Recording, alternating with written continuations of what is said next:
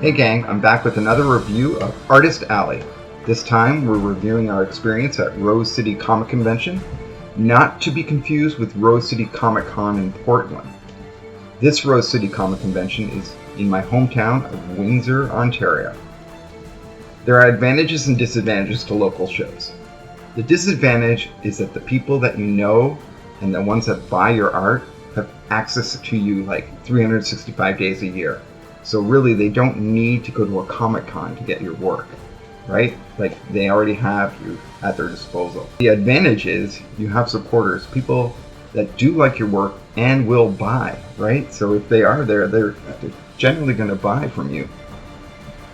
I really didn't know what to expect. This was the very first con, like this Rose City Comic Convention. This was the very first one they've ever done. And I really had no idea how many people would come, what it would be like, you know. So let's break this down. Travel. So even though it's local, I have to be fair. Like, my travel time back and forth is like 5.6 kilometers each way. So that's going to cost me like $1.68 in gas. And I also spent about $20 on food and drinks for the show, like just so that I wouldn't have to really leave my booth, like all the snacks and everything. A 6-foot table in Artist Alley for this one was $100. And I have to say, I was really happy this time. There was room to breathe. Like, if you backed up your chair, you were not hitting like some of the artists behind you. I have to maintain the cost of my setup like I did in the previous video for Toronto Comic Con. So my revolving pegboard shelf cost me $315.26. I'm dividing that by 10 for the 10 cons I'm doing this year, so if I split that cost up, it's $31.52. My portable display panels, which is right there, this was a really expensive item. It was $708.17. And again, I'm dividing that by 10, so the total is $70.81.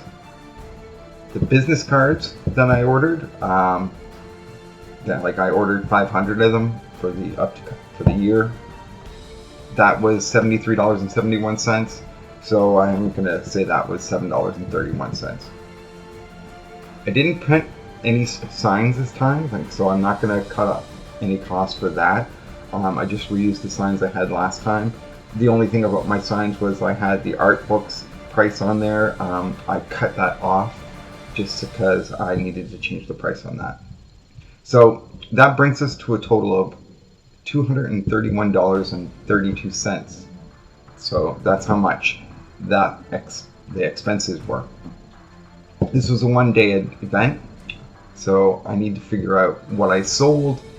And the one thing that was interesting was that everyone paid in cash at this con. Like, I never had to use my Square at all. Everyone had cash. So that was pretty interesting to note. The load-in was really simple and easy. In fact, there were multiple people even asking if I want help, to bring stuff in. And I was like, no, help others, because I only really need to make 2 trips, right? So that was pretty cool.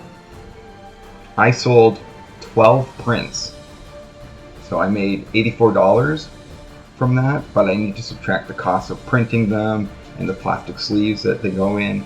So the production cost was $22.20. So the total profit I made off of the print sales was $61.80. I have to say, I thought I would make a lot more sales in prints, but it wasn't the case this time. And maybe that's because I've done a lot of little small conventions in the local area, and most people have had exposure to the prints that I have, and they probably already own the ones that they do like. Next up is the art books that I sold. So I sold 7 of them, and I also sold 2 of my independent comic from like 2012. And that's something that I generally never sell. It's out, but it's like nobody ever really wants to buy it. And even I gave up on that because there just wasn't interest in it. Possibly that's got a lot to do with the fact that I had like no following at the time. I wasn't able to promote it. I should have done something like crowdfunding, but it was 2012. I just wanted to do it or making a book. So my total sales from the art books and the indie comic was $150, right? Because I upped the price of the art book so I can actually start making some profit off it. If I subtract the printing costs, the bags and boards and such, that's like $81.90. So the total profit I made off my art books was $68.10. What's wrong, Miss Lola? Why are you growling? Next up is the sketch cards. So I sold 16 sketch cards. I made $705 from that, but I also need to subtract the cost of printing those blank sketch cards because they come, like these are the personal ones, right? So they're blank on one side and then they have, try and get that into focus. Will you focus on it? Kind of? Yeah. Anyways, close enough. Anyways, so, and they're like 32 point thickness, I think. So the price of printing them, and also the fact that it takes time to draw them, right? I don't generally take off the time it took me to draw the prints because those were paid for long ago, but the labor in drawing this original artwork, right? And the cost of printing those, and also the one-touch cases that I put them in, that's like $480, I think. Oh, sorry. It's $480 in labor, but the price for like printing the cards and the one-touch is like $33.60 for those like 16 cards I sold. So the total real profit of that is $191.40, right? So that's like the actual profit you get on top of it. Lastly, I sold 2 sketch covers, the Lou Ferrigno Hulk and the Rocket Raccoon and Groot one. So I made $325 off of those. So subtracting the cost of the blank sketch covers, because you have to buy the blanks, the bags and boards you put them in, and the time it took me to draw. So the cost of the production is about $110.